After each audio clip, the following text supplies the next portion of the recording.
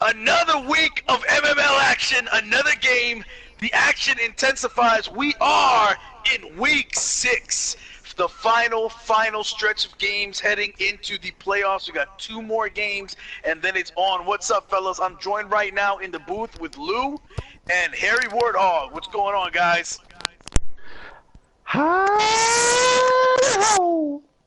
Uh-oh. Evening, gentlemen. Uh-oh. It looks like Mr. Hanky instead. It's not Harry Warthog. It's Mr. Hanky's going to be joining us and doing some sideline reporting. What's going on, Lou? You there? Yeah, I'm here. Nice, good stuff. So today's matchup is between the Green Tide Titans and the Slan Sears, or Slan. Is it Slan or Slan? I think it's Slan, but Slan. whatever. There you go. Okay. I think we're looking for. Slan. The Salon Sears are the guys. They get their hair done all the time. There's a story behind it. There's a story behind it, but it is actually, you would say Slan, I think. Slan. Slan. But the Salon Sears just sounds so more like beautiful. Exactly. Well, there's nothing beautiful about them. So the teams are. Let's see who's home first. We're gonna take a look at. Or do you guys know who's home? Without me having a look at it. I don't know yet. I don't know. I think it's going to be the Titans, no? No, it's Sears. It's the Salon Sears. I'm gonna keep going on that now because that's just fun. That sounds like they've got all kinds of cool. They got all kinds of cool hairstyles. Somebody's got a bouffant. Somebody's got a bob. Somebody's got dreadlocks. The Salon Sears are home. We're gonna take a look at their team real quick. And Lou, you've done some looking at these teams beforehand, right? What are you seeing from the Sears? Yeah, so the Sears is actually a team that doesn't have the superstar players as the Green Tide Titans have. Of course, we all know the Green Tide Titans have the superstar of the league, Gorbag, who's the MV8 blitzer. He's showing off constantly. He's leading the league in rushing. He's leading the league in star player points. He's in number 2 only in scoring. He might tie for number 1 if he gets 2 touchdowns. Is he already? Number 1 now. Yeah, well, going into this week, he's number 1. He jumped back in. So 2 weeks ago, he was number 1. Last week, he lost the number 1 spot to the Leaf Dancers guy, Belaramar, I think it is, and then he got it back this past week. Ah, okay. I thought he was 2 down because somebody else has 10 and he has 8 touchdowns right now. But we'll see. I mean, he's the league superstar. On the other hand, the Slan Sears are not an experienced team like the Green Tide Titans are. Green Tide Titans played a total of 35 games so far. The Slan Sears only 16. So they're compared to the Titans, they're rookies. So for the players, we got no real superstars. We got Uldaxel, who's their star skink. He's a pretty good touchdown rusher as well. He's league number 3, or the division's number 3 in scoring with 5 touchdowns. He's number 3 in rushing yards.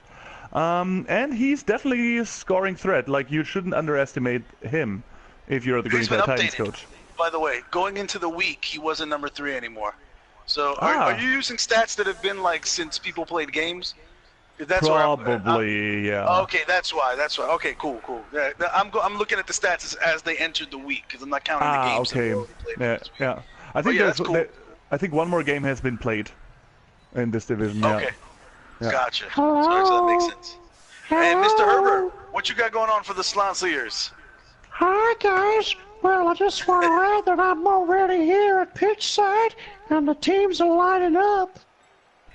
Okay, so you're going to be replacing Towley, and it's going to be Mr. Herbert on the sidelines. So it looks like they're lining up, and I think we've talked enough about we've talked about some of the key guys. It's going to be Uldaxel versus Gorbag on the pitch. Let's go to the pitch. If you've got your cabal vision, Lul, are you already tuned in on your crystal ball? I don't have the cabal yet. Oh, there it is. I see it. I kept missing it. There it is. You don't have the cabal? Do you have any little boys? No, what are you seeing my on the balls. sidelines? What are you seeing on the sidelines there, Mr. Herbert? Well, I see there's lots and lots of people, and there's a little cheerleader. She's a pretty little girl, but I said, well, no offense, girl, but you're a 22-year-old female. I don't need you here. I want to see this big, muscly man. Ooh, That's creepy. So do you see a lot of big muscly men on the side you're on? I take it you're on the orc side. Oh yeah, I'm gonna break that thermometer. Do you want to see my penis? No, that's cool. I thought you like your men like you like your apples anyway, green. I don't mind as long as they show me plenty of flesh. An old man gets me so excited. Anybody want to see my purple heart? No, I don't think we're on the same page on that. So getting back to the green that's on the field, Mr. Herbert, you can see we're about to kick off, and the lizards are yeah. I'm wondering why you didn't ask if anybody wanted to see your lizard. The lizards are lining up on the field right now across from the greenskins, and it looks like they're going to receive the kickoff first. You got those skinks back there, and there's Uldaxel that Lou just talked about earlier, sitting in the middle of the field, flanked by two Sorai, and waiting to do his thing. So a lot of lizards up on the line. They're ready to get their first hits in on these orcs. And often when you have lizards versus orcs, it's all about who gets the bash first. So this turn one is going to be very determinative of how the rest of this match goes. If the lizards can knock a couple of these orcs off the field, they may have evened the odds. If they fail to do that and the orcs counter strike and put even one out, this game could quickly spiral out from there. Exactly, and looking at the Green Titans' record against Lizards, it's not their favorite race to play, to be honest. The Green Titans, Really? of course, a great orc team, but they always struggle against Lizards. Their record against Lizards is 2 wins, 1 tie, and 4 losses. So wow. I think we're seeing that the Seers have a shot here. And as the ball is kicked off, all of a sudden there's a last-minute shift. It's like the Green Titans had intel on how the Lizards are going to set up, and they shift right as the ball is kicked and catch the Lizards off guard. This is a perfect defense they've got set up. Let's see if this throws off the blue attack. Yeah, as I just said, sexy. They know lizards can get them, so they put an extra preparation here before the game. Now, Mr. Herbert, I see that you're over on the Orc sideline. I know that the terms of your contract were very specific, that you're supposed to stay away from children whenever near a Blood Bowl event. But those guys on the other sideline, those aren't kids; those are skinks. So you can make your way over there if you want to later on. Sexy. Now I had the time of my life, and I owe it all to you. It's better than the national anthem. So as the ball is kicked, it lands, and we're going to have the Lizards try to seal off the points of entry over to that ball. Olaxol of Tlaxlan comes over and knocks back Clifford. We all are familiar with Clifford. Clifford is a very dangerous orc team. Actually, if you've been following Blood Bowl for a couple seasons now, these members of the Green Titans, they've really made their mark. So all of these guys are familiar. So let's see if Clifford's how he's been doing. I don't see him in any of, going into the week, he wasn't leading any stat category, so he's actually been relatively quiet this year. No, I think Rob Shank took his place. I mean, Rob Shank, the strength 4 blitzer there on the other side. Mighty Blow piling on Tackle Frenzy. That's a killing machine, and he did so this season. He already has 2 kills, and he's looking for some more in this game with all those tiny little skinks on the field. He's also the conference leader for the DVC, for the Death Valley Conference in most casualties inflicted. Yeah. He is the most violent player in the DVC. Yeah. Holy moly, we got a sexy fighter. He's pretty old, though. Who, Rob Shank? Things get better with age, son. And a devastating hit on Munch, but he'll get back up. Tlaxplin throwing mighty blows, but it's not enough to break that orc armor.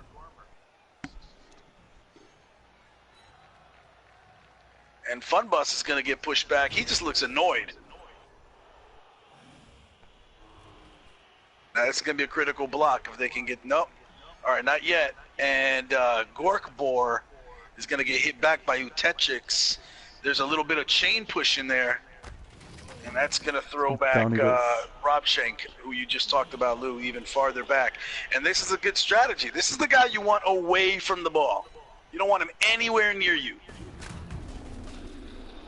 And the troll goes down. That was key. And they failed to make that block. That could have sabotaged anything. Now the rest of these are almost easy peasy. You're going to have Eye of the Tiger take that hit on Minty, and Minty is going to fall with a pow! You almost see those like Batman cartoon graphics, Bob. A pow, boom, pow, bing. Wow, they just hit down the entire defensive Orc line in this one turn. Yep. See how they cleared out the line. Yeah, this is impressive. The Green Tide Titans said, you know what, they shifted into an aggressive format.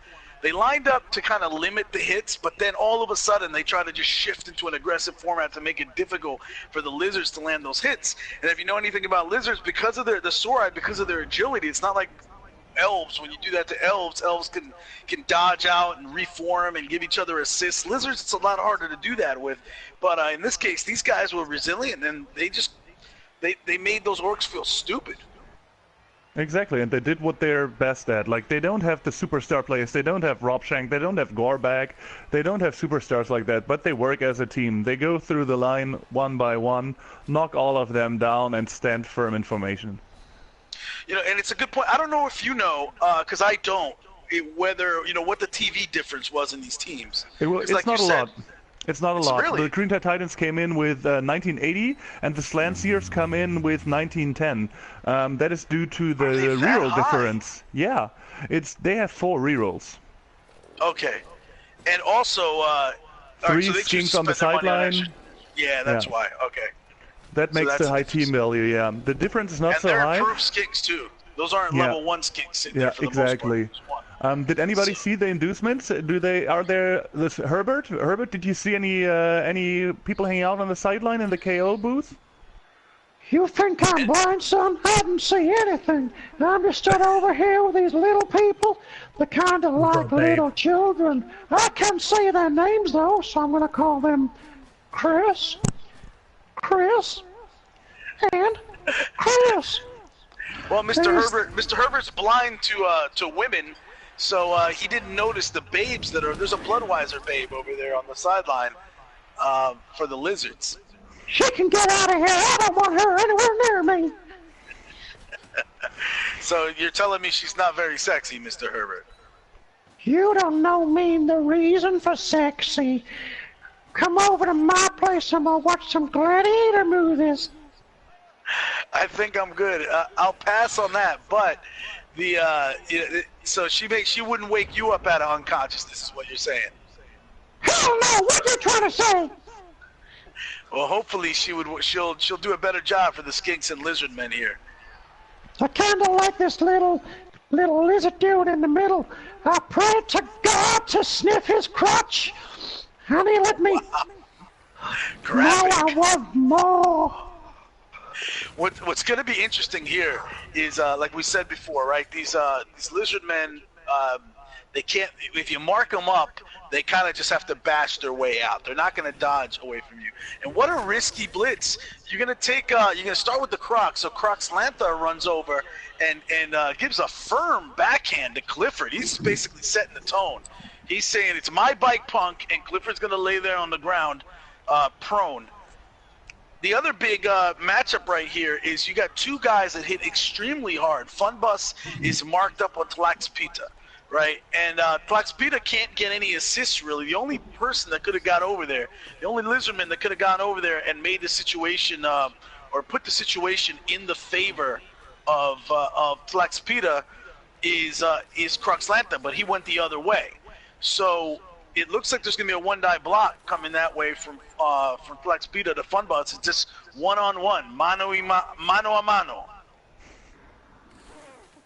It'll be interesting to see what happens over there. But in the meantime, it looks like the Lizards are trying to carve a little tunnel over there on the sideline and go for a touchdown.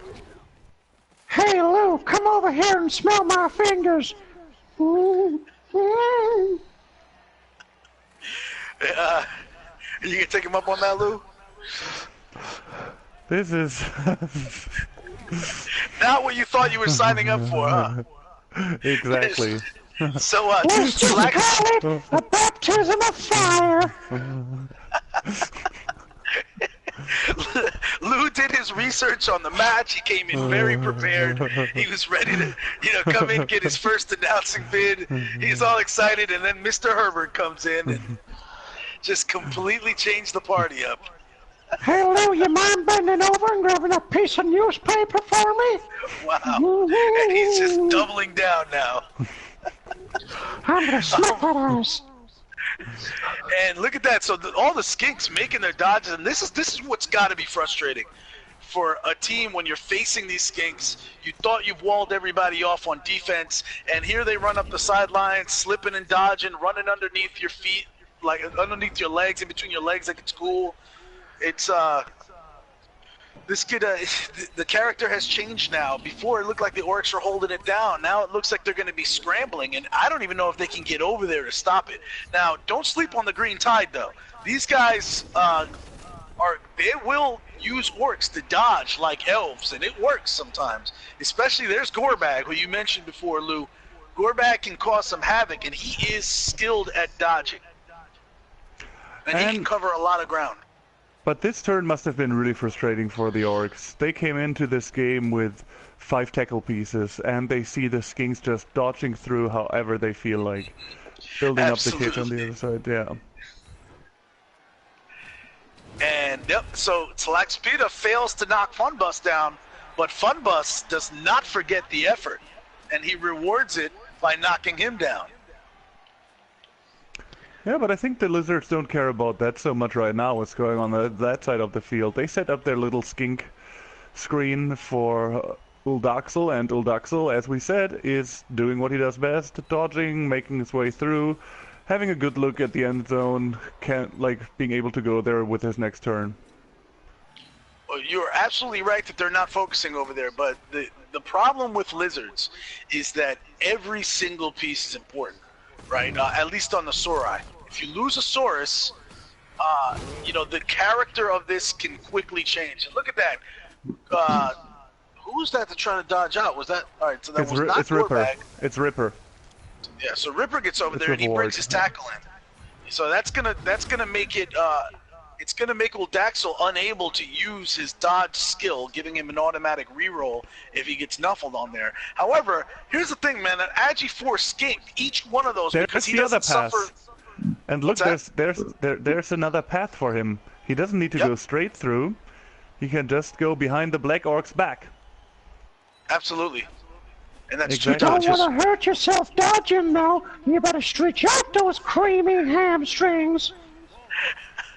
So it's almost like Gorbag heard you comment on that, because he came back over and sealed that little back way. So it's going to be 3 dodges. But here's the beautiful thing with an Agi 4 skink. This is where they're so frustrating for opponents, is that every time, so they don't suffer the difficulty of running into a tackle zone. It just doesn't phase them. It's like, that you run into somebody's tackle zone, it's between their legs, it's whatever. They're very nimble. So each one of those dodges for an Agi 4 skink, no matter how many people you load into the tackle zone, it's still an 83% dodge. Exactly. So it's just 3 don't roll 83% once and rolls. everything is fine. And all the tackle does, is take away your automatic reroll from a dodge. But now, like you said, he can go up that sideline, up the Black Orc, up on the right side of Minty, and he gets 3 dodges. He gets an automatic reroll because none of those Orcs have the tackle skill, and then he's got if he doesn't fail the same reroll, he might not even have to do that. Look what he's doing now. He's clearing the Saurai down there, and that's the thing about Lizards. They're bigger guys. They're not as slow as Black Orcs.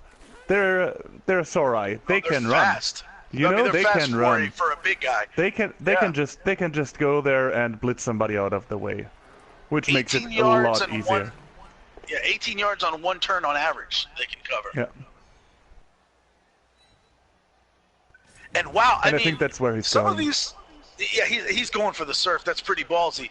Oh no, he's not. He's not. Okay. No, he's not. But that was still a very risky maneuver. Again, every time you move that Crocs, the Crocs is just he has been known to bonehead, and he is a block Zagor, so he is skilled in the block skill, which there's a lot less room for nuffling to happen. But it looks like they're gonna choose to clear Minty. The problem with this is this little path that they're clearing over there. It's not too bad of a problem, but yeah, I don't think it helps. It doesn't help a lot if they're trying to run that skink through there, because it's still 3 dodges. No, it's not. Unless they're just trying to maintain the cage. Yeah, it looks like they may just be trying to maintain the cage for now. No, you can still easily go out there. That one skink moves out of the way. That's 1, 2. Oh, it's 3 dodges still. Yeah, you're right. It's 3 dodges. It doesn't make the scoring any easier, but it looks like they're just setting up to milk this for another turn. The danger is that gives more of the Orcs to get in position to make it difficult for them. But again, man, and what's actually more dangerous about this is right now there is a tackle Orc. Okay, he's going for enough is enough. Yeah. So the one tackle piece is the problem, right? An Agi 4 skink with the dodge skill makes it. I mean, that's only a 1 in 36 chance of failing each one of those dodges, right? And he's got a reroll. So all he has to do is not get snake eyes on one of the 3 dodges, and he makes it through. When there's a tackle piece there, if he goes through any of the tackler's zones, though, it takes away the automatic reroll. But he still has 4 anyway. He still has 4 rerolls. He does, but I'm saying it's more automatic. Yeah. If you go through the non-tackler zones, right? He can go through. He can get a 1 on the first tackle zone and use his reroll, right? And then make it and go into the second tackle zone and then get a 1 on that one too, and then reroll it with his organic reroll. Rather than it's a lot more dangerous to go through with only 1 reroll and you got to make 3 dodges. Yeah, true. Even if they're 83%. You're absolutely right. So that's what I think he realized that, that there was only 1 tackle piece there. He ended up going through the tackler's zone, and I don't know if he had to because of movement, but he only went through 1 of the zones for that tackle piece. But there was another tackler looming out there, and he hadn't been able to drop back yet. So if he waited another turn, I think that was either Ripper Ward or Clifford would have made it over there and been able to seal off that other end with tackle as well. Less automatic of a score. Yeah. So probably what he needed to do. Yeah. Now, unfortunately for him, though, this is what the Green Tide does. They set up very aggressive defenses very early on, and they force you to make a move. And when you score, and you score in turn 3, right, that leaves them going into the bottom of turn 3. Now they've got 6 turns to just trundle down the field on you and inflict major damage. Which is more than enough for an Orc team. Especially with Gorbag, who runs as fast as most skinks. But I mean, we should give the Lizards credit for scoring that touchdown. That was a ballsy move, getting out there with the Crocs at first, clearing up that path, making that cut onto the sideline, and just going for it. I don't know if Mr. Herbert's still there. Is he celebrating with the skinks on the sideline? I'm just sitting here. I've been looking for a car that's been tricked out to be an ice cream truck. Do the skinks like ice cream, Mr. Herbert? Well, not yet, but they're licking the lips, so it could be my birthday. I'm just thinking about that muscly-armed paper boy. Hey, Mr. Herbert, if those skinks are of age, then it's totally legal for you to, get with them. Well, I think the smallest one's about 232 years old. He shares a birthday with me. Oh, you guys were born on the same exact day? Apparently, yeah. Now what's going on in my pants? Looks like we got 6 weeks more of winter. And the Orcs are going to open up with a nasty mighty blow and a pylon, but the Eye of the Tiger takes it like a champ. And now that's all it's doing is riling up the Orcs. There hasn't been much damage done here. No, nobody else in the KO booth. No, everything works out for both teams. And I think the skinks especially are very happy with that. Well, so the thing that's working in the definitely the skinks surviving is a big plus for the Lizards. No skinks lost so far. That sideline is full. But I would say the Green Tide got their way in that they're forcing the Lizards. They force the Lizards to score early, so now they get to pull what's called the 2-1 grind. Right?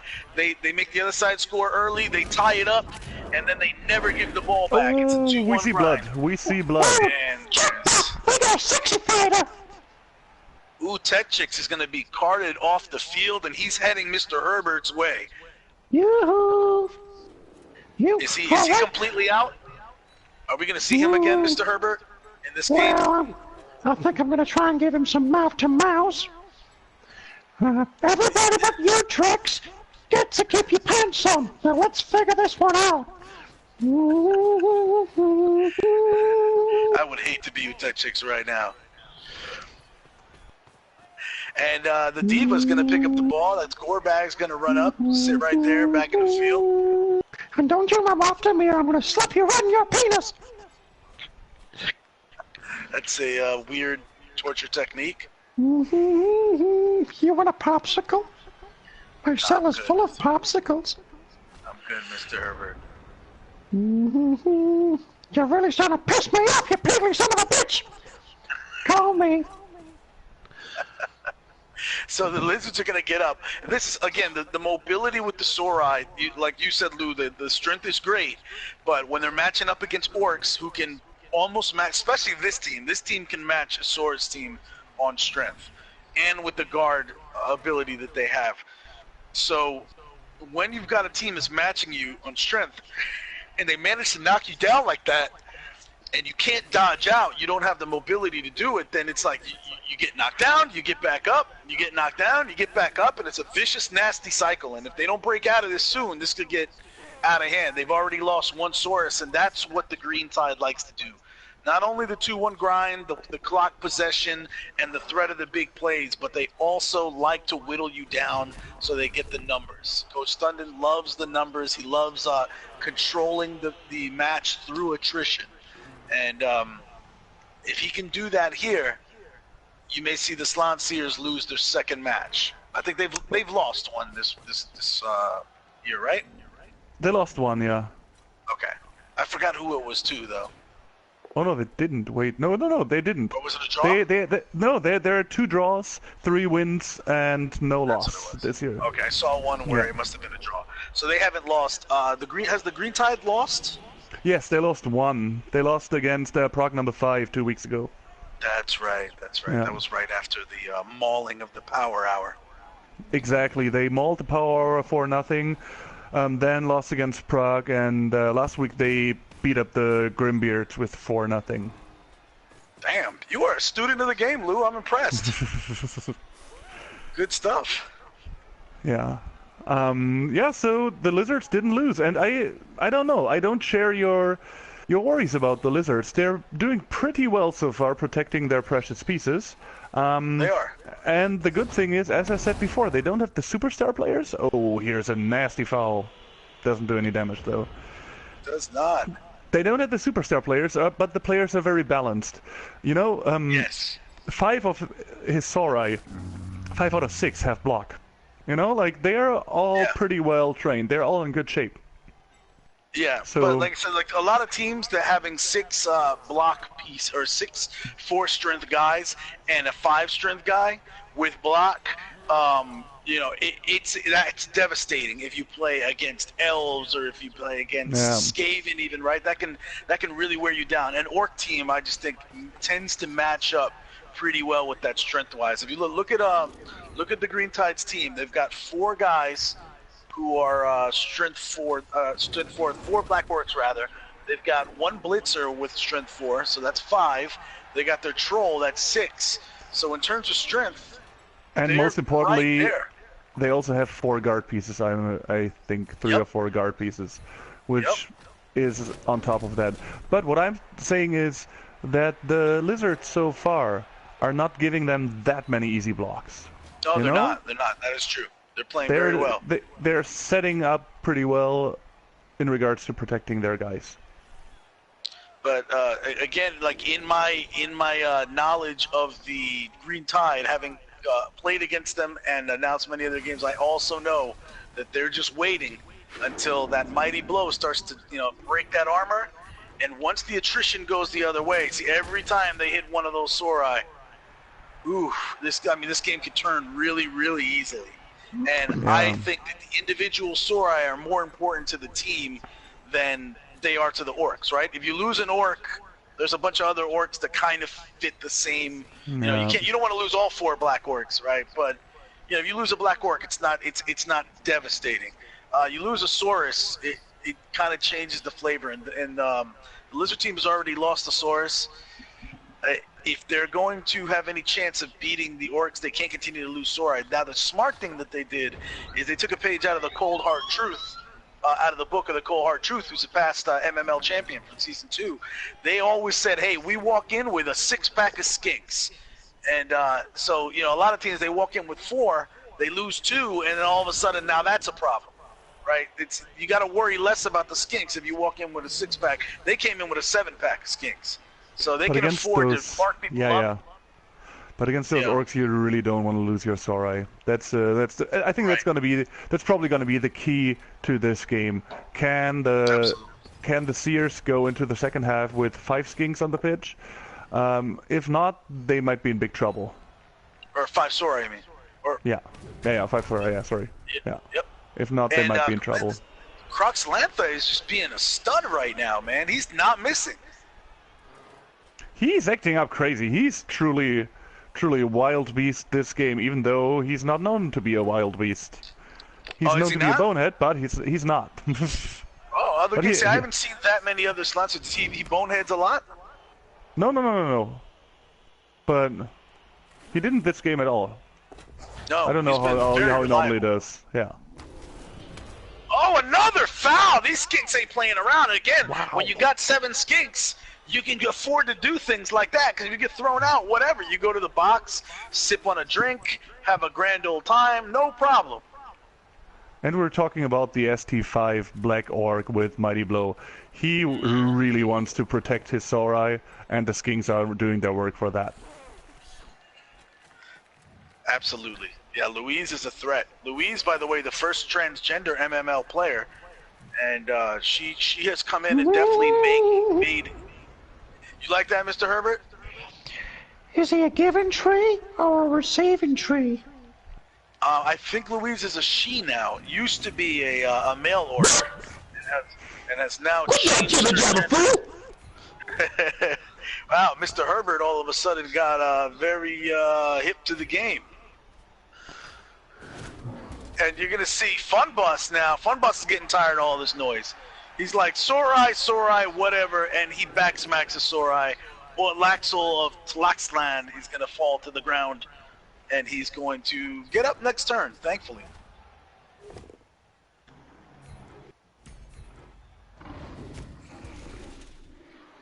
And Robshank is going to get...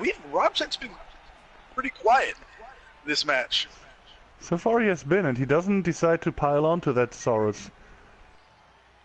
Yeah, and it may be smart. And this is why the value of fouling is so great, right? Robshank is smart enough to know he's got 2 Sorai right there. If they're able to clear, if he goes and piles on, it's not successful. Munch could get pushed back, and then he could get surrounded by skinks and get fouled into oblivion. So he says, let me just stay up and not risk that.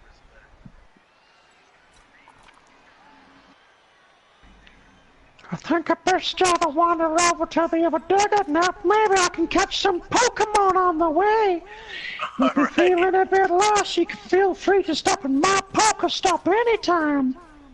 All right, maybe we'll join you in that other match afterwards. You're going over to Mr. Herbert. You're going to Leaping Lizard and versus Rodentia ad nauseam, right? That's right. I've had a personal invite to watch the Dirty Rats play. So is that your favorite team over there? Are you rooting for the Dirty Rats, or are you rooting for those cute childlike skinks? I've just developed a kind of a crush on these little scaly boys. I've been singing here, playing with them. I've been getting them singing and dancing with me. Young man, where you been? You saw what I said, young man. That's extremely I'm just a YMCA. Well, thank you for the sideline reporting, Mr. Herbert. You have been most illuminating. Well, I'm not gone yet. I'm still here. I'm still hoping for a sight of blue in his pants. It's awful. It's so awful. Off the rails. So the Lizzies trying to figure out. The Lizzies is trying to figure out where. Oh, what is that sound? Oh, shoot! Run away! Bye, guys! Gotta go now! Bye! Damn, Mr. Herbert has crossed the line. He stepped too close to one of the little kids on the sideline. That's not a skink. That's a kid that had I wanna get away with it one for those pesky kids too. See you later, Mr. Herbert. Okay, that poor Crocs didn't know what was happening. He heard all that noise from the sideline. He got confused. And he got really confused there. Mr. Herbert distracted the Crocs, and that gives the Orcs a little respite. It actually saves Minty's life, possibly, but it's not going to distract the skinks who are just surrounding. They're over there surrounding. Who is that on the sideline? Gorkber, yeah.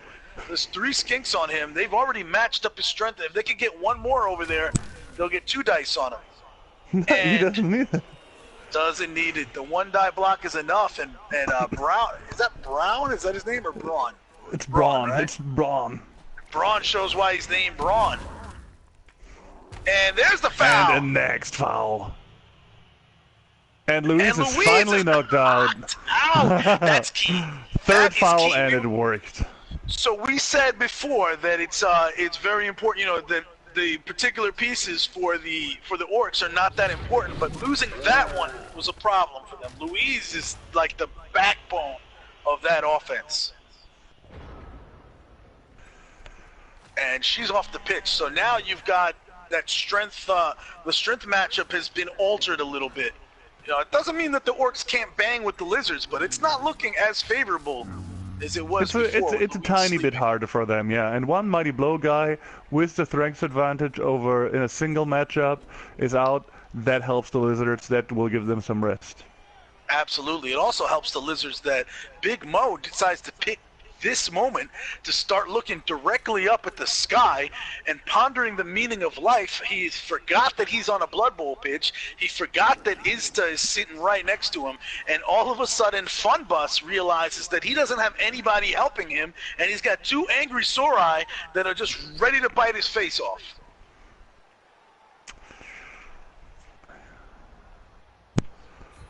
This puts Sun in a tough spot. What is he gonna do here? Oh, he's blitzing the Croc with his Dauntless Blitzer Rippard, knocking him down. And will he? Oh, he won't hurt him. He doesn't have pylon. But what a risky move. What is that sound? Are the cops still chasing Mr. Herbert? Wow, he's nimble for an old man.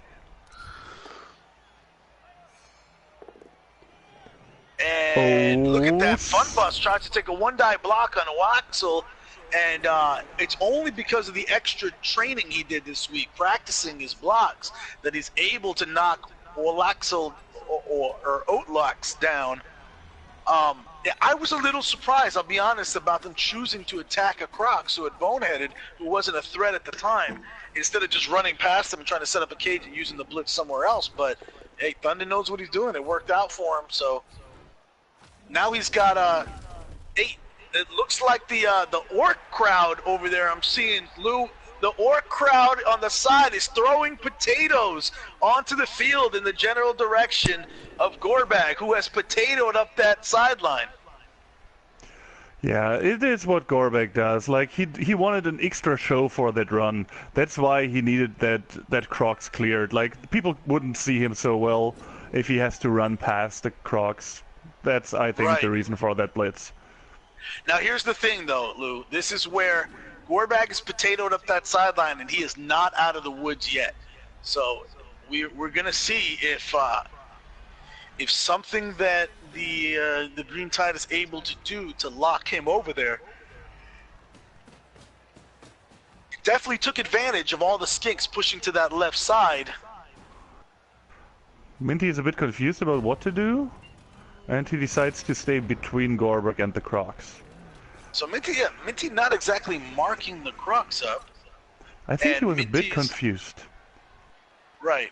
And it looks like we have NTB just joined the chat. What's going on, NTB? How's it going? Good, Hey, how's it going? good. What's the score in the game you're watching?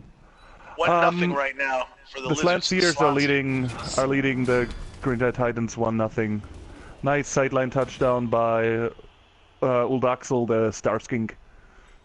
So Boy, here's that's the just deal, like Lou. one, Check this out.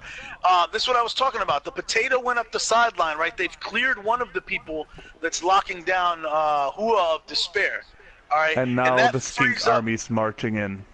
Elastics, right? But if they can, this is where the problem is, right? If they can free up Hua of Despair, and there's only one guy right now that's holding him over there, and that's Timbo. And if they can knock Timbo down, Hua of Despair can get over with 2 GFIs and take a swing on Gorback. And Big Mo is still doing his deep philosophy, not helping on that at all. But it doesn't matter, he only pushes in. Ouch. Unable to finish the job, and now you gotta wonder, should he have rerolled that? Decides not to, and instead, Hua of Despair Takes it out on Timbo. His frustration. Yeah, he does. And Timbo is wondering what he did in life to deserve this. He's crawling around on the ground. He's completely disoriented, doesn't know which way is up. Finally just settles on his back and looks up and questions his orc god, Grouch or Nuffle or whoever he worships. Why? Why is But this we're happening? not done yet. We're not done yet. There's still skinks who could move over to join that very, very, very brave skink Oh no, it's again our brave Crocs. He's blitzing all game long, and he's doing it again. He manages to actually knocking Gorbeck over. reroll. So this is the mistake. It looks like there was a tactical mistake made by the Green Tide. Instead of marking him with Minty, I guess Minty wanted to avoid contact with that dangerous Bloxagor, and he leaves enough room. He forgets, he underestimates the speed of Croxlantha. And now this is the advantage you have when you bring that 7-pack of skinks, right? You have no problem marking up a mighty blow Black Orc with your diminutive blocking skink. And all the skinks are heading over there. They're flooding like little piranhas going toward the ball. This is not a good situation if you're if you're Gorbag rather. It's not a good situation if you're Minty, and it's definitely not a good situation if you're a Green Tide Titan fan.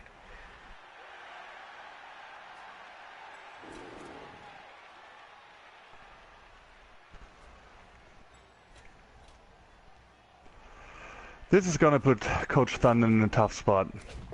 He still has Gorbeck there. Gorbeck is not done yet. We know how fast Gorbeck is. And Minty trying to dodge in and make something happen, and ends up getting tripped up by, was that the skink that tripped her up? I think the skink must have tripped him, yeah. Yep, and Minty Because is he out. landed He's close gonna, to the Crocs. he got and badly Minty's hurt. out for the game. He shuffled off the field. Yeah, the contact with the ground, I think, really took the wind out of him. Maybe messed up a rib. I don't know. I don't know what the injury is, but whatever it is, we're not seeing him again. You know who's on the floor, surrounded by 4 skinks? Yes, exactly. Are we seeing a possible gang foul on the Diva? Now, we all know Thunden really, really loves his Diva Gorbag. He has tried everything he can to get leave Gorbag out of the standings. You know, we publish the league leaders every week for the MML, so you know who the individual leaders are. And like you said, Gorbag is the leading rusher. He's the leading rusher going into this week with 312 rushing yards.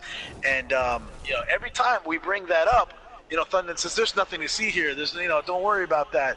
No, there's no leading rusher here. Don't worry about that. I don't have a movement 8, a blitzer for my orc team, but there is a movement 8 blitzer for an orc team sitting over there, completely surrounded by a bunch of skinks who would kind of love nothing more than to get called out of this match and not get killed by a bunch of Mighty Blow orcs for fouling a defenseless orc.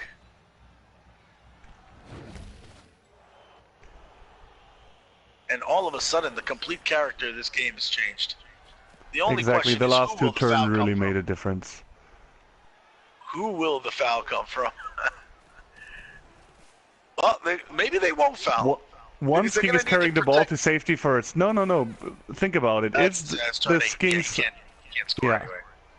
Yeah, there's a foul coming. No, Gorbek could technically still score. Not if he gets fouled to death. Not if he gets fouled to death. But before that, Gorbek could have still scored.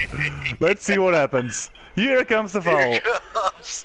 Braun And is... Braun is sent off! Oh! And Gorbak, not only that, Gorbak's not hurt. I know the Thunder. I'm not watching his Twitch, but I'm sure if I was, you know, and he's got his camera up over there, you might have seen him actually wince when that foul happened. So Braun is going to go to the sideline. Somebody's giving him a nice fly Slurpee, and he's over there sipping it on a lawn chair. He's going to chill out and relax for the rest of this match, knowing that he survived. And one of his other fellow Blue brothers is going to come onto the field later on and have to put his life at risk with this Orc team, who's probably pretty angry about everything that just went down, and probably isn't very happy that Gorbak got fouled. Braun did his job. He did that block against the Orc blitzer on the other side, knocking him down. He made this foul. He was of very high value to his team in this game, and now he can just sit out and watch the second half. He deserved his break. He does, absolutely. I'm glad to see that skink survive. He's very brave. He made a key block before, was the guy that was able to actually knock down Gorkbar. And now Clifford's not holding back anymore. The Orcs are angry. The Orcs are angry. That's Rob Shank. That's Rob Shank, yeah. Rob Shank's pissed, but he's not doing anything. He's really upset. He doesn't get anything done. He doesn't draw any blood. No, but I mean, he has been drawing blood again. 6 casualties caused throughout the rest of the year. Yeah, but He this is the game... leader in the DVC and second in the, well, tied for second in the MML. Something must have Alongside Wade, happened. MC Like maybe he Attack, ran and into, Mr. Herbert on the way to the pitch. I don't know. Like something must have set him off. Maybe Mr. Herbert did something that made him feel uncomfortable and psychologically disturbed. Maybe he's traumatized. Maybe Rob Shank is traumatized. Maybe we'll get a post-game interview with Coach Sundin there. We can figure out what happened. Yeah. What happened with Rob Shank and our sideline reporter, Mr. Herbert the Ghoul. Okay, that's the first half. We've seen a pretty exciting first half. We've seen a good game so far. We had that quick touchdown by the Sears. Coach Thunden did well pushing him there to score rather quickly, to still have a couple of turns to equalize the game potentially, which did not work out in the end. I think maybe the turning point was really like when Luis got fouled out of the game, 3 consecutive fouls. Gorbak had to move over to the other side to still take his chances for scoring, and the army of Skink just came marching in. The Croc, who did fantastic the entire half. All his blitzes worked. Everything worked out. I think he blitzed 4 times and everything worked out. The Crocs really prevented that touchdown from happening. I concur with your assessment. I mean, you're right. I mean, after you say all that out loud, now I'm realizing that this game is really going in all directions for the Salon Sears.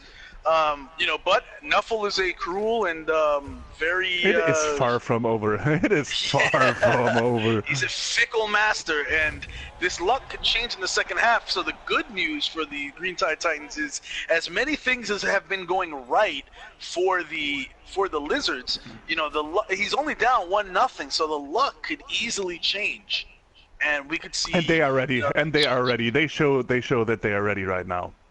Yep. I mean, Luis is back on the field. Munch is not. But Luis is back on the field. Minty's not. But having the Strength 5 Black Orc, who is now very angry that she was fouled before, you don't want to catch Luis on the wrong day.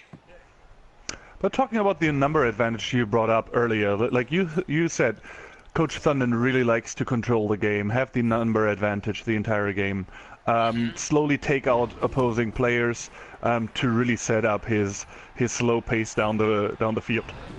Right. We've seen the opposite happening here. Exactly. The Coach Desire still hangs out on a sideline with his backup Skink, and they both say, "Look at Thunden, like he really can't hurt us. Like he can't do anything to get a number advantage. We have the number advantage right now. We're in a good spot." And this is the blueprint that, you know. And again, I mean, people should have seen this and given it more credit. Where, you know, in season 2, when the lizard invasion happened in the MML, you know, lizards were just introduced. Everybody flocked to them, and a lot of people started taking them because they love the strength advantage and also the stuntiness of the skinks and everything. It's a very versatile team that lets you do some amazing things. Ooh, okay. Ooh. This is a problem for the Orcs because I think they were a bit too pumped up. You saw how they even before the kick really happened, they started moving around already. They're really nervous. They're eager to start this second half. But Gorbak might have been a bit too pumped up. I don't want to criticize Gorbak here, but that wasn't a good nice. Gorbak dropping that ball could be a real problem because it's tie result is in range right now to get over there if those Sorai can move somebody out of his way. Yeah. His stunty ability will let him take a direct path. It's a lot of rolls, and I don't know, honestly, when something like this happens, I've said it before, this could be a Trojan horse, right? Gorbag fails to pick up that ball. It's technically within range for the Skinks, but then what happens? You direct all your resources over there, you throw everybody over there, you fail to get the ball, and then the Green Tide runs up the other wide zone on you. And don't think that this team will not pass, because they will. They'll do it with linemen. They'll do it with Black Orcs. They, you know, Thunden will make things happen, and they fight. Here and they comes claw another blitz with the Crocs. And again, for most Crocs, a double and it doesn't work down. Yeah. Even though he put in extra training. Even though he put extra training, the Crocs did so well, but this one just didn't work. This is the problem with the Crocs, but right? as you said, this Crocs, they train on their own because they're so big, so they need their own kind of equipment. So this week he did the extra training, but when it came time in, you know, he realized that it was inadequate because he trained on his own, and his, you know, his training as a loner really did not allow his training to come to the forefront. But on the other hand, as you said, if he would have gotten that Blackguard out of the way, if he would have gotten 1 or 2 skinks through to go towards the ball, maybe it would have backfired. I think there's no real damage done failing that blitz. Yeah, other than he burned a reroll. Yeah, which he has plenty of. Yeah, he still got could have 3, used it there maybe, but yeah. But you know, both down. I guess he'll take that.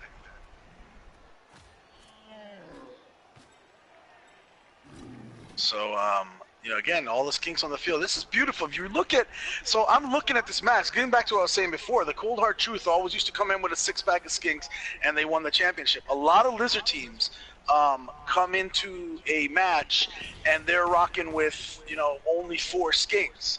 And when you start to clear them off, or if they foul a skink and they get called off the field or whatever, you know, the match quickly gets out of hand. And if you look at the kill box over here, if you look at the injury box for the Lizard team, you got 1 skink out and 1 Saurus out, gone for the entire match, right? That could be a problem. That could have, you know, had they not had the reserves, this could have been a different game. You know, but right now, that's pretty. And that's what we're saying, like, he has a very high, like, Coach Desire has a very, very high team value. When you look at the team, it, as you said, it appears really high. But it comes from those rerolls, all that extra training, the number of skinks. He has a really balanced out team, you know? If 1 or 2 guys go out, it doesn't hurt him. And it doesn't even matter who it is, you know? Like, all his players are decent players, you know? Like, all of them... Yeah. Almost all of them are experienced. All of them are skilled. And Louise at first would have failed that block on Eye of the Tiger, but luckily this week she did a lot of heavy bag training to get pumped up for this, and it was because of her training that she was able to evade the counter punch of Eye of the Tiger, who would have normally put her on her back. But yeah, getting back to your point, Moreshots has talked about this before. It's you know, he said you know, we were giving him some crap last night in his match. We were saying how Knob Creek just, you know, isn't the monster he used to be? Is he now not meek? And you know, and actually, ironically, it was Thundin that brought up the Knob Meek name, if I remember correctly, in the chat. Oh! And here we are with double skulls again, second time this turn. And Funbus doesn't have extra training. Louise used up all the extra training last week. She was hanging out with those sandbags, no sandbags left for Funbus. And here's the result. Yep. Instead, Funbus ended up having a double McMurdy's with Skaven cheese and sitting on the couch, and that's what happens when that's what you do instead of training. Leroy would be upset if he knew that's how Funbus trained last week, and he'd say he got everything he deserved. If he knew that, and if he was still alive. Right. I hope Preach is not listening. I hope Preach is not listening. I think I will lose my spot for the pros immediately. No. And so now you've got an opening on that right side, and there are at least 4 skinks that can make their way over. At least 3 that can make their way over. 3 without dodging. Right. And that's where they are. That's all they need, really. Right now, though, I will say this. Nasty little things. They're missing Braun's ability right now. It would be nice to have a blocking skink. They don't. Nobody else has anything useful for blitzing there. Nope. And we're still talking about Gore back there. Yep, who is a blodger. So yeah. If you get a 2-die block on him, you got to make sure you score the POW, or else he's not losing that ball. Yeah. But they do have Uldaxel, who again you've mentioned over and over as pretty much the star of this team. Uldaxel is skilled in the art of the diving tackle, so if he can mark up Gorbag, it's going to be tough for Gorbag to break loose. He might be able to hold him in place until a Saurus can get over there and finish the job. I'm sure that what the Salon Seers are trying to do is see if they could free up, a Saurus to come over there and do something. But and the Crocs, the Crocs is block from Crocsilanta. So he pushes back. He wants to free up the other side. He wants to free up the other side. This is smart. This is very smart. Louise gets knocked to the deck, and let's see. No, so they can't free up a Saurus. Look at this, like Gorbek. Imagine how Gorbek must feel. Like he has his guys in front of him, sitting pretty comfortably back there with the ball, waiting to see what's happening. And now he sees the line collapsing on both ends of the field. A 1-die block. And Uldaxel is hurt. Uldaxel is hurt. Uldaxel is out for the game. Uldaxel is out for the game. I question why Jofro did not send all 3 skinks over there that were within range. No, he couldn't. Like there was there's meat. Oh, right. There's meat, the other lineman. He couldn't get, like, there was no chance for a 2-die block there. No, you're right. All right, I didn't see him. The only question is putting 3 tackle zones on Gorbag. That's the only other thing you could have done, but I think it's a 50-50 there. And now the skinks are going to pay. Oh, and there's another skink KO'd, and now we were talking about this deep bench, and we're starting to dig into the deep bench. We are now in the negatives. So we got 3 players that are gone for the entire game. 1 that may not come back, may come back if they ever see the field again. And another one sitting in the box helpless. So now the numbers are starting to shift, and this is going back more toward Coach Dundon and the Green Tide Titans' liking. Right now the numbers are exactly evened out. We have 1 KO sitting in both boxes, and 9 players left on the field. 10 players. And a big bonehead by Big Mo, who starts picking his nose and completely ignoring the Saurus that's standing right next to him, Uluax of Tlaxlan. And look at the Crocs right now. The Crocs is really eyeing on Gorbag and Timbo, the thrower there. He can't wait to get in there. And you can see Coach Dundon on the sidelines visibly upset by that. Yeah, and he puts 2 bodies on the Crocs, so... Big Mo has let him down at key moments, whereas whereas the Crocs, Croxlantha he's just been money. So that's the story here. And oh, look at that, Robshank's trying to get his pylon going. Robshank is playing his own game. Armor. Robshank is playing his own game here. He's so upset. Look at him. He would have been in a good spot to score after that successful blitz. He doesn't care. He just wants to see blood. And Gorbag's gonna move back and reset and think about things. He had a near miss. He's gonna run way back. Now, here's the thing: these Sorai can cover a lot of ground, and all they gotta do is free up Tlaxpida, and Tlaxpida could actually mark him up. We know Big Mo is boneheaded. He's not even paying attention to Tlaxpida. And we see, and this is when Croxlantha decides to bonehead. And this is the problem, too.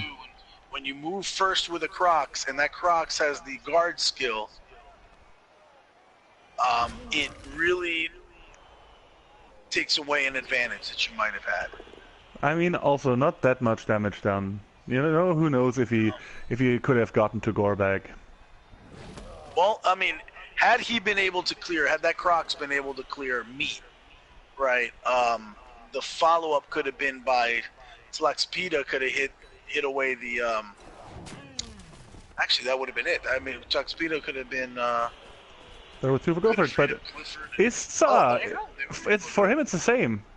Yeah, no, he could also go there. Just going for it. Just go for it and be there with Gorbag, but he decided not to. Mark him up. Yeah. He's playing conservative. Probably smart. Again, if he slips and falls and it ends the turn, that could be devastating as well. And this way he's putting pressure on Gorbag. This way he's putting pressure on Gorbag. It looks like the Skinks are going to teach Robshank a lesson. Whoa, Robshank, who hurt so many players. This season. This is the price you pay. They're teaching him a lesson. You pile on our players, we're gonna make you pay for it. And here comes the foul. He's giving them the business. And nothing happens. And Clifford just says, "Ooh, you tickled my chest." It's Robshank. Robshank, yeah. Yeah. We haven't seen much from Clifford this game, right? Pilots? He's down on the floor right now. Yeah, Ripper's down on the floor. Clifford is, laying on the floor. Yep. Yeah, the key guys are out. They're just not doing a lot. There's not a lot of armor breaks. And like I said, Thunden's game is the slow choke. He stays in smart positions, and then he whittles you down, taking out piece by piece by piece. But in a roster with, I think there's 14 guys on this roster, on the Lizardman team, he's just unable to do that. So. And I mean, Josiah is doing a good job. And as we just saw, at the end of this turn, which Orcs were on the ground? It was Robshank, it was Clifford, and it was Ripper. The three main tools to do damage, to actually hurt other people. He managed to bring. Don't forget about Louise. Okay, but she didn't manage to do anything. Yeah, and she was out KO'd for quite some time. So I think what Coach Josiah is doing here is taking out the players that can really hurt him. Wow. And Thunden is just on the sideline beside himself. You know, at this point, from his expression, he doesn't even look. Oh wait, no, he's muttering obscenities. Good thing that we can't hear him, because he might be saying things that are uncharacteristically un-Englishman-like of him. Wow, Big Mo is not having a good night. I don't know if Mr. Herbert got to him as well, or. Mr. Herbert, maybe did some uncomfortable tickling on some of these players, and it's definitely having a nasty effect. This team looks out of sorts right now. I mean, I think that's the fifth or sixth time Big Mo is deciding not to do anything. It's a lot. It's been a lot of times. It's countless times. Aya Fundera, KO'd. That guy's a threat. So that is a good strike for the Green Tide, because that guy is a scoring threat. And if this comes down to if the Green Tide Titans manage to tie this matchup and a one-turner was needed, Aya Thundera Ho is the guy that you want to get the ball to. Exactly. So all you need is one push or two pushes, and he's off to the races. If he's not able to wake up, if this does get tied up and he's not able to wake up in time, it's going to make things a lot harder for Joe Fro and this Lizard Man offense. And now the big guys are just, they're just, I don't know, maybe they're inspiring each other. Big Mo's like, look what I can do. And he starts flicking his boogers across the field. And then the Croc says, oh, I can do that too. And starts flicking his boogers. And then... And Meat is hurt. Yeah, and then so it looks like the teammates get frustrated. And Oatlack says, hey, wake up, idiot. This is what we need to do, and Meat gets crushed. Meat gets put in the grinder. And Joe Fro is not going to force the issue. He's not going to try to find a creative way to blitz Gorbag. He's just going to keep marking him or stay in his vicinity. He's going to mark him now for the first time in a while. You know, Gorbag doesn't look too concerned. That is a big guy that's on him. Ista is a big guy, but he's got Orc brothers over there that can turn around, go back and help him out, and actually turn the tables on that poor Saurus. He knows what he can do. Going to drop back. Gorbag knows what he can do. Sure. Oh, successful one-die block from Slaxpedo, who's actually not been doing that much damage himself either, for being the team's, I think, only Mighty Blow guy other than the Crocs. Who of Despair is unable to fell Louise. And let's see if Big Mo decides to wake up this time.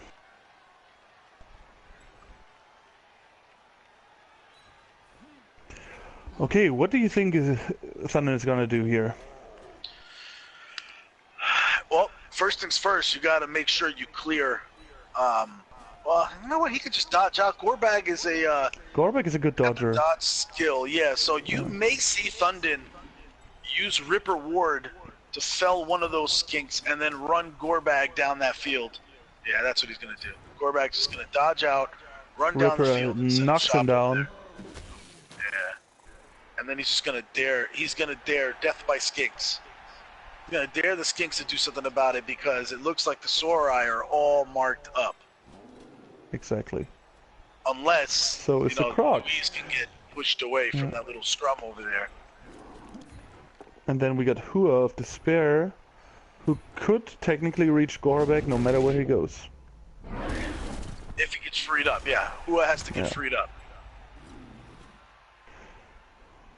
But, I mean, don't think that the skins can't take out Gorbag, but, well, there's only 2 left now on the field. And the troll, wow. And these big guys now are playing patty cake on the field. First they were having a friendly booger picking contest. Oh, Thundin is losing his mind over there. He's shaking his fists at Big Mo. He's telling him, saying, these two were having a booger flicking contest, and they earned each other's respect, and now they're literally playing patty cake. With their long arms across those 2 yards in between them, they're playing patty cake, they're grabbing each other's claws, and they're dancing back and forth, shifting weight on each one of the feet, singing London Bridge is Falling Down. So Gorbag says, screw it, I'm going to go for the potato, and he's up that sideline. He's daring them to come get him. And he really wants to go there. He's going for it. The key here is going to be whether Hua can break free. I don't know how well Hua can get to Gorbag now, to be honest. Even if he doesn't, though, and again, Joe Furrow showed some big patience before. You may see Ripper Ward get blitzed, and then Gorbag get marked by 2 skinks and a Saurus. Yeah, exactly. And a curious decision here by Thundin to use Rob Shank not to mark up Hua, and instead they're just going to throw a double mark on Eye of the Tiger. So I mean, Hua is gonna be freed up, very much likely. You know, you don't even need the Croc. Okay, so he changes his mind, and he's gonna go around. Ripper's gonna stand in the way now, and now that's a problem. Now, I'm thinking the only way, what's still available, is to push. Okay, hold on. No, that's not what they needed. And the Crocs, so they're not going to be able to mark him up now. No. That's done. So Cruxlantha, he wanted to depend on Cruxlantha to knock Louise back, and then maybe free up Lux to run up and do something there to maybe blitz Robshank or have Hua push Robshank back and then run another Saurus back there. It looks like they're not going to get any Saurus help, and they're going to have to depend on the Skinks to make some magic happen.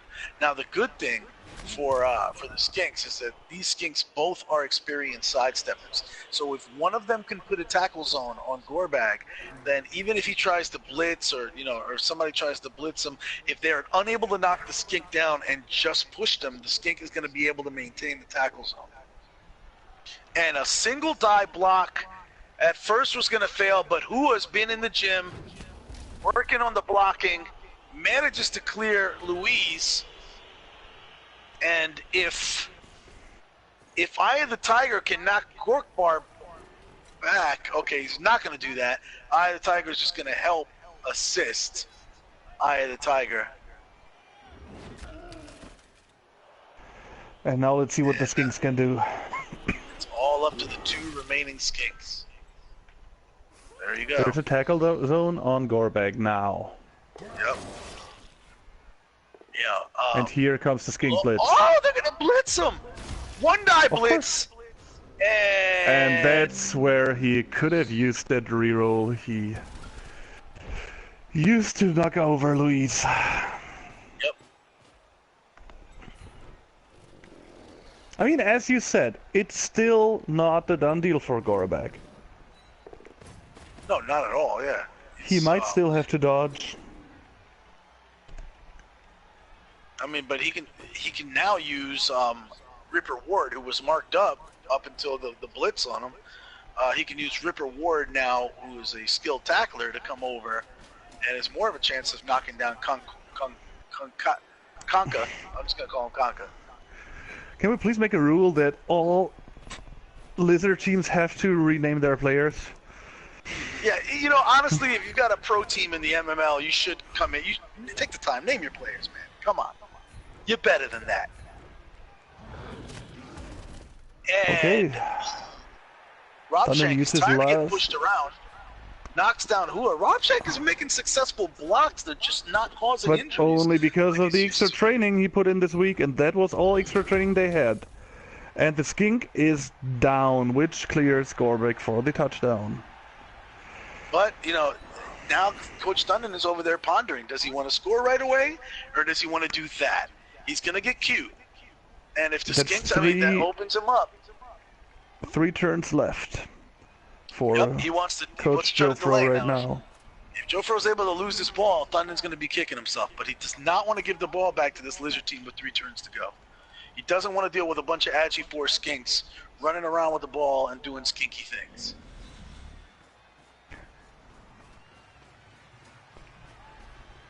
By the way, there's been all right. So it looks like there's Don Eagle said earlier in the chat that he saw a goblin running away from the Green Tide's dugout over for the sideline over there at the start of the match. I mean, that doesn't mean anything because actually they don't have any goblins on the team, but maybe they're recruiting, or maybe they got goblin fans because they're part of the Orc community. But who knows? If you are Coach Jofro, and you know how much extra training that Eye of the Tiger Soros put in this week, would you even consider dodging out there? Well, on my former pro team, TMNL, I actually had a agility up Saurus. We called him the Refrigisaurus. He was actually agility 2. With a reroll in 50%, I would have definitely considered making that. Now I just think that's a recipe for disaster. No, I don't think I would. But what you could do is honestly just blitz Gorkbar with Eye of the Tiger. If you clear him back, go mark up Robshank and then throw the Skinks over there. But there are Skinks. They needed that reroll though, so I think the dodging out option is out of the way because without the reroll, Just a blitz. Yeah, there you go. It's exactly what he's gonna do. Knock Yeah. back, and he's gonna mark him up. And now he's gonna make it so Gorbag is going to he's gonna have to score if he's able to. So he's either gonna fail or he's going to score. And you know, that gives Skinks 2 more turns to get busy. And risky block from the Crocs. One die block manages to knock Big Mo back, and Big Mo just looks confused.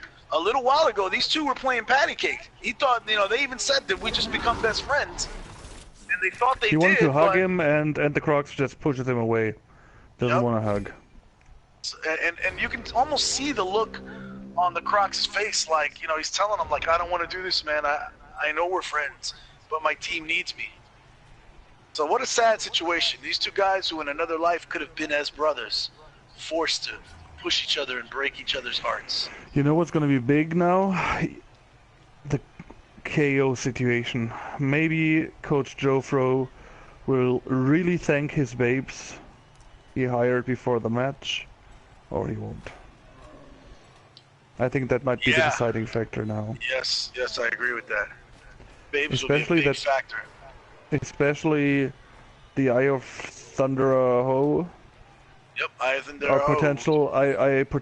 Our potential one turner. If he comes back, that's a huge advantage. Absolutely. And the failed dodge by the other skink really put them in a bad position. Because now this is happening. And Ripper Ward unable to fell him. So that is actually going to make the dodge out a lot harder. And actually, though, it looks like Gorbag's just going to try to block his way in. And he does. He pushes Tyra tries to push him out of the end zone. Tyra's able to move himself to the side. And Gorbag just throws the ball to the ground. That's why he's a star. I can even block my way into the end zone if I have to. Had that even been a bolt down instead of a push, you know, if he had double bolt downs, or, you know, if he was forced, if you couldn't push him in, that could have gone. That would have been a real bad situation for the Green Tide. Yep. So what defense? That was great, inspired defense, I will say.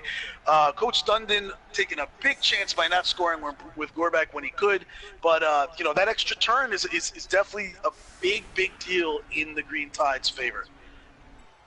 Exactly. They weren't able to limit them to one turn. Talking about the KOs, our potential one-turner, Eye of Thunderaho, is not coming back. Neither is Conka, whoever Conka we call him. Yeah, Conka. Conka is also not in. We have 2 AG4 skinks on the pitch still. Yes. We have one other skink, an unskilled skink, and that's it. He only has 3 skinks, so he has 1 skink to pick up the ball and potentially pass it, 1 skink to run it. This is going to be tough. No rerolls left. No rerolls left. Yeah. The key here is going to be, you know, it hurts that Eye of Thunderaho did not wake up. However, you know, having 2 turns means you don't need the one turner on the field. In fact, I would say the agility guys are more valuable. So it's good because they can pick up the ball, even pass it if they need to, although a handoff that's true. would obviously be more economical. That's true. So, I mean, definitely, if they're trying to go up, they're going to need to immediately get somebody upfield who's within scoring range.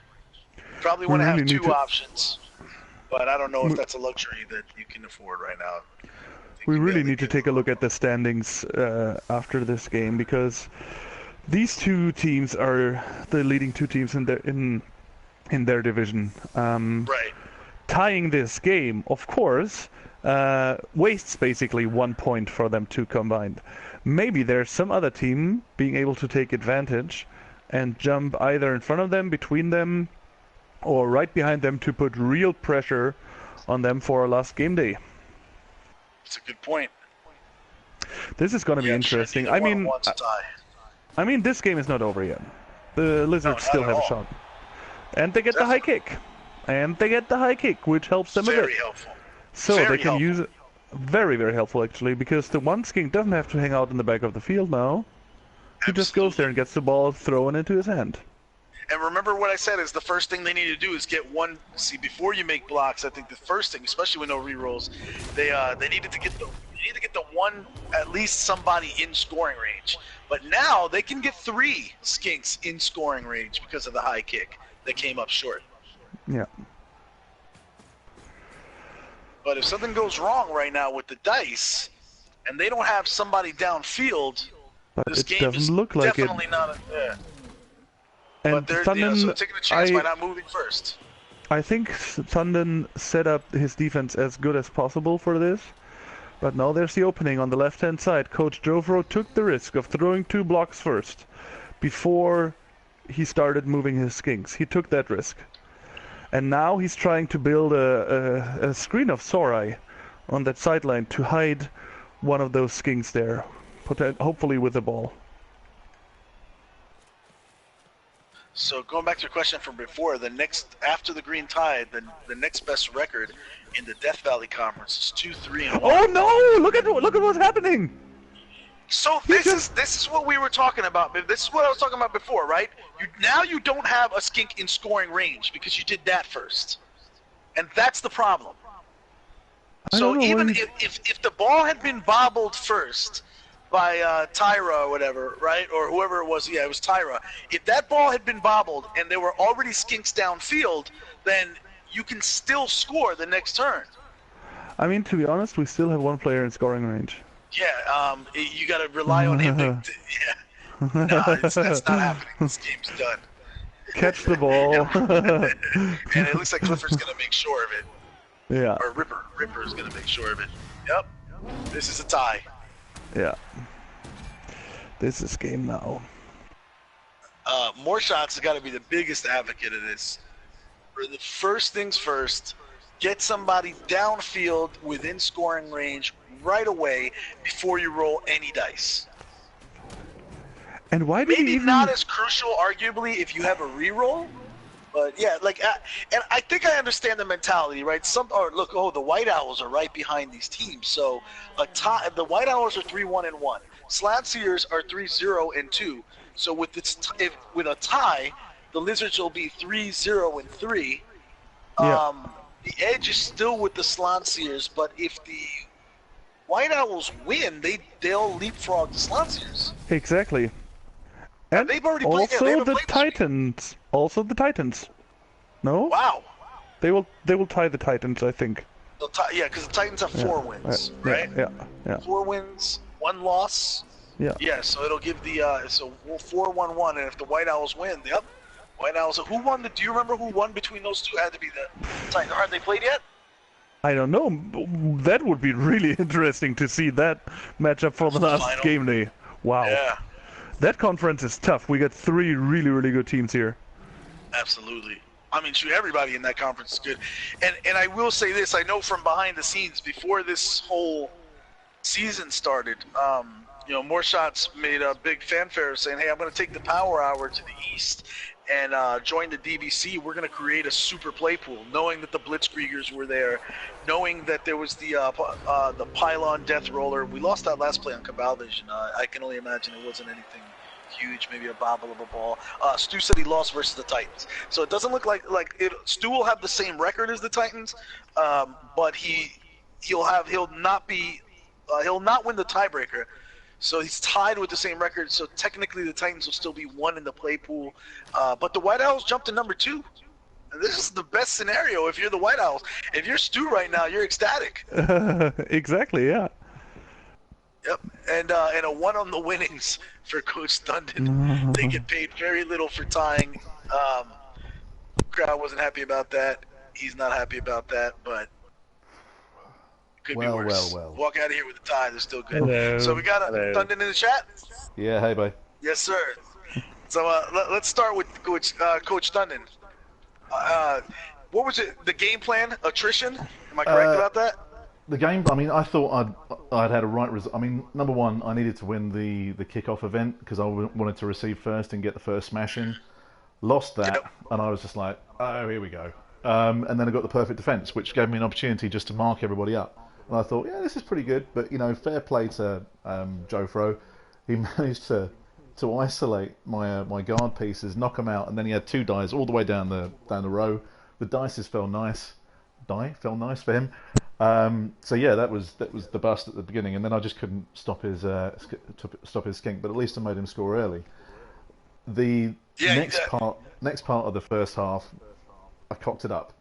I was dithering around with the Black Hawk, didn't mark up the Crocs when I meant to, and I clicked on the square next to the Crocs, and because I clicked too quickly and I only had 2 seconds left, it selected the square and deselected the player. So he ended up not moving.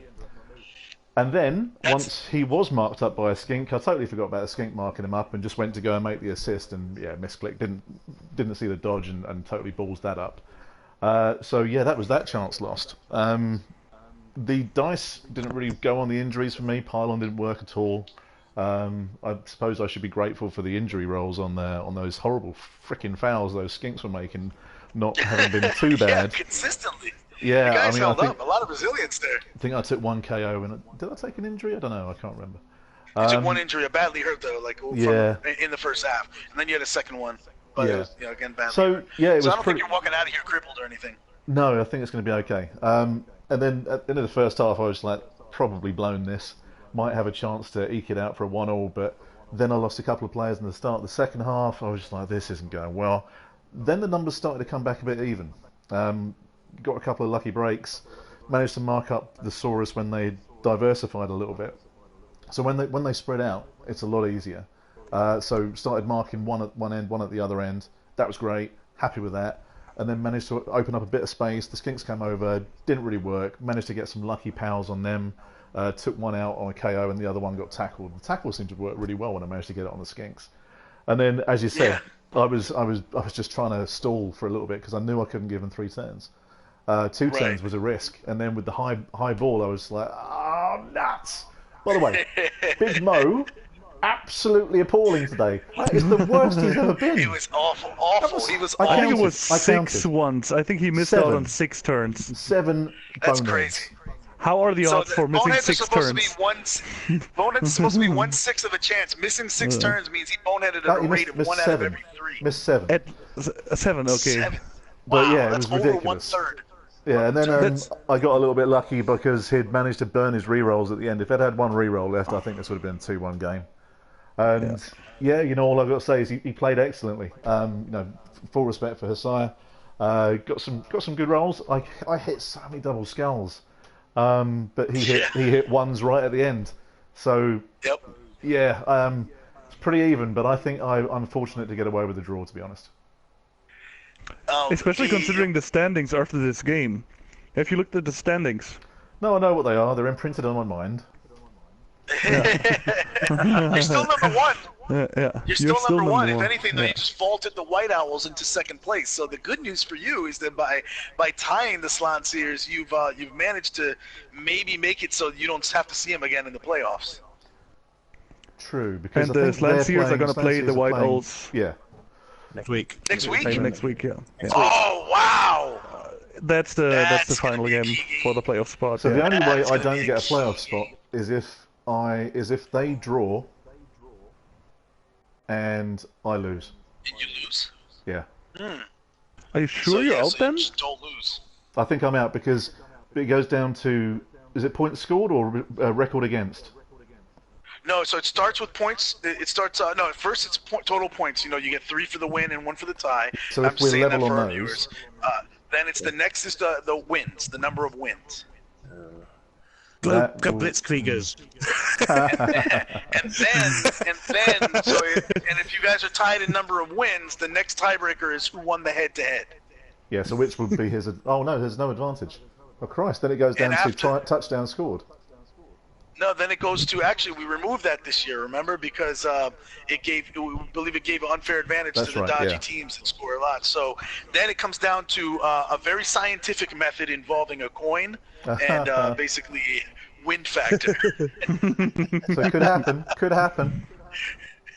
So, wow, it's interesting in the DVC play pool and in the WFC DVC play pool. You guys have a real fight on your hands over there. So I think if Stu wins, he will qualify and I'll qualify in second. If Jofro wins, he'll qualify as first. I'll qualify as second because I've got a better record because I beat the Leaf Dancers. Sorry, not Leaf Dancers. The White Owls. Right. And then it's only if I draw. Sorry, if I lose, they draw. That's when it's an issue for me, and it will go to coin toss. Oh wow! So you just hope somebody's a winner. So basically, if somebody wins next week, you're in. Yeah, I hope I win, man. Or just beat the Blitzkriegers, yeah. Right. No, I'm just saying in terms of having it locked up because to be honest, I had that one season a couple of seasons ago. I remember during Concede Gate where it felt really nice finishing week 6 and knowing you're walking in. Yeah. But yeah, have you beat the Lizards since you beat TMNL in that end of the season? I think I beat a small, famous, notorious game. Yeah, I think I beat a small-known team called the Leaping Lizzies, but I'd never heard of them before. Oh, nice. I've heard rumors of that team. Something about a steroid controversy. They're actually playing right now.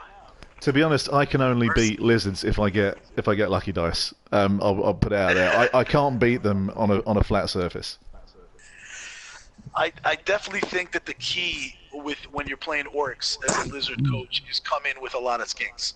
I remember that was the difficulty in our matches. I came in with 4 skinks, I think, and then once you eliminated most of them, it let you come back. I was winning up until you eliminated a lot of them and then made that miraculous 2-turn move play from one end to the other. It's forever ingrained in my mind. Orc relay. Yeah, that's what it was. Just Stevie says, "Man, you must need a smoke now after this whole ordeal." It was a horrible, stressful game. Hey, Joe Fro, do you share that sentiment? I do share that sentiment. To be honest, I totally disagree with what Thundon said earlier. I actually think I was lucky to get a draw. And to be honest, I'll be honest with you, I was happy with the draw. Things were going better than I anticipated. At one point, I think you were saying something about why didn't you the high risk and all that stuff. And to be honest, I normally do believe in guts no glory. But I thought to myself, okay, if he scores, I'll live with that because I was just terrified. You know, what I mean? You take the time. I was terrified of these hideously, mighty blow piling on. I think I was quite pleased to. I think my fouling ways. I think I fouled against the Titans more than I fouled against any other team. I'm afraid, but thanks, I went into this thinking. But I went into this thinking that was going to be my strategy because I thought that's the only way. That's the only way. I thought, yeah, it's right. Send some skink there, foul every turn. If you can get one on the ground, foul it. And it makes him think twice about sending one of those mighty blow orcs out alone and unafraid and going after your skinks. I'm hoping, and especially piling on, right? Like I'm hoping to load the pile on. Lobshank laid off a little bit. That's what I was hoping was going to happen, and I don't know if it did happen, Thundon, but that's what I wanted to happen, but it didn't. I stopped piling on twice when I would have normally done. Oh, good. Well, that's 2 potential duos that I was worried about. It was a good game, man, and well played, sir. And actually, like I said, I think I was lucky to get the draw out of that. To be honest. I mean, you played excellently, man. You played excellently. Your positioning was great. Your Crocs was awesome. I was lucky with that Crocs. Bit better than I know. I mean, in all fairness, I'm going to send Big Mo a present. That's what I'm saying. I will say this though: there was a bromance going on between Crocs Lanta and Big Mo at some point. Big Mo managed to suck each other. He managed to suck him into the stupidity. Like Big Mo was off looking at the stars, and Crocs Lanta walked over there and said, "What are you doing?" And he said, "Look at that," and they just forgot there was a match going on. So am I right that I need the Blitzkriegers to beat the Titans next week? Then is that what we want? Yeah. Yeah, you need the Blitzkriegers to beat me. If you beat the White Owls, I think you're in. I want to beat the White Owls. I desperately want to, but I didn't do so. I didn't do so well against the Blitzkriegers, and so another elf team, not so keen. But we'll see how it plays out. Yeah, it's good. And if you get a draw and I lose, then I'm through as well. I'm also really, I can't believe last turn I was so stupid as to put my skink on the touchline and allow that to happen as well. That was actually stupid. So I made a few stupid mistakes. I don't think it can be denied at some points. I mean, there was some high chances. I mean, I think you were saying why.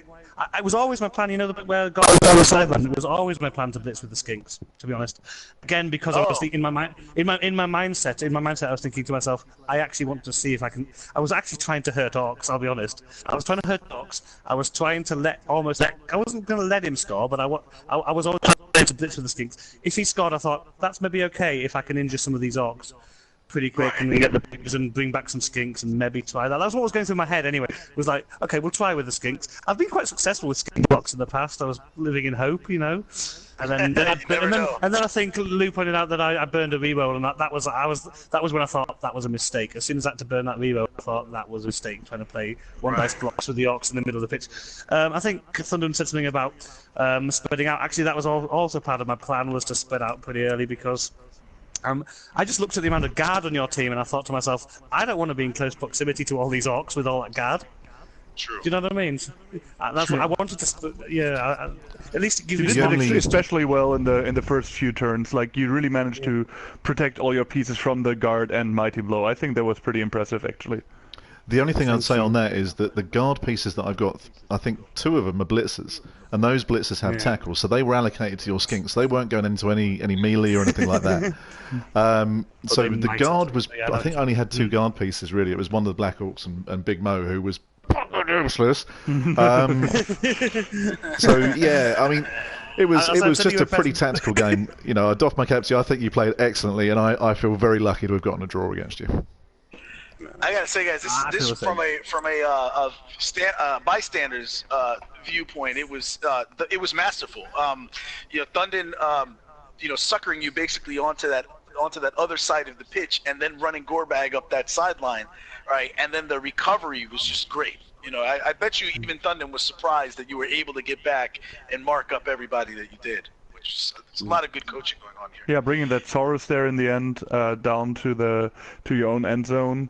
To mark up Gorbek for sure, having the sidestep skink there on the side, assisting him, that was pretty good. I was panicking then. It gave Gorbek his superstar player move of just blocking his way into the end zone. I know, it was good. It was good quality. And I will say this, by the way, Joe Fro, as you know, the Slanciers got the open slot in the WFC, which was vacated by TMNL. It's the last Lizard team in there. And TMNL and the White Owls have had a long storied. I mean, we were building a rivalry over there. So yeah, there were some very epic matches between the White Owls and TMNL. So I'm sure that in some respect they're probably gearing up for what should be a tough battle with the Lizard team, but you can also expect a lot of war dancers jumping in the cage. A lot of you guys are gonna have a great time over there. So represent for the Lizards next week. Joe Fro, just go full on bash. Go full on bash. Get the numbers down. That's the way to get them. There you go. Study that game. I think I played a match. No, I was talking to you either last night or the night before, or maybe at the weekend, and we were talking about our next match, and he was looking forward to it. I played it. He seems to play exclusively only Wood Elves. I think I was playing him in the farm. Ironically, I was playing a Lizard Man team against his Wood Elves in the farm. I won't tell you what. I will tell you what it was. It wasn't great from my perspective. So I'm not hoping for repetition. Let's say that. Can I ask you a question, Joe? Joe? Stu has a Lizard Man team in the CL and the challenge. Yeah, he was offering to. I think he was offering to sell me a Lizard Man as well. So that's quite good. Joe, I've got to ask you a question. Because he said I was on this conference back when I had TMNL. He wouldn't sell me his Lizard guys. Joe, I've got a question for you, buddy. Yeah, of course, Thunderman. Were you at any stage thinking about buying a wizard before this game? No, I was thinking about buying an apothecary. Brilliant. Because I mucked around my team value just before we kicked off. I sacked my broken thrower who was 90k. Yeah, I mucked around a little bit.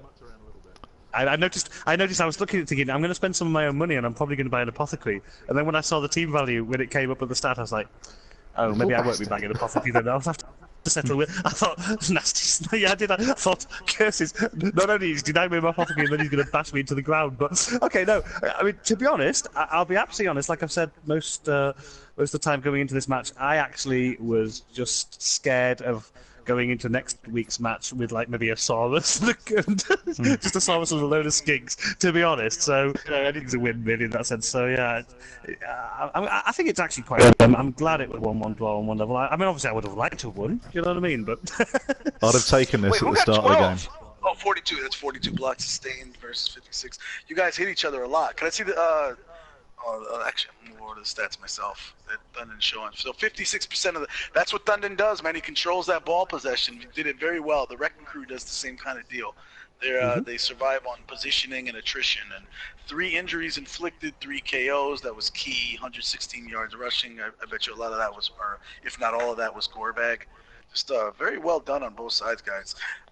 Lou, you had a question about... I think Lou said he spotted Mr. Herbert walking away from that... Orc sideline early in the match. And, I'm blaming Mr. Herbert for a lot of distraction. Yeah. That was the creepiest stuff I've ever heard on a commentary, man. It was quite disconcerting. That's what you get when you let ghouls commentate. Oh, you wanted to just actually as well, just as tactics as well was I think he was a bit worried by when he went off pretty early and got. You noticed that?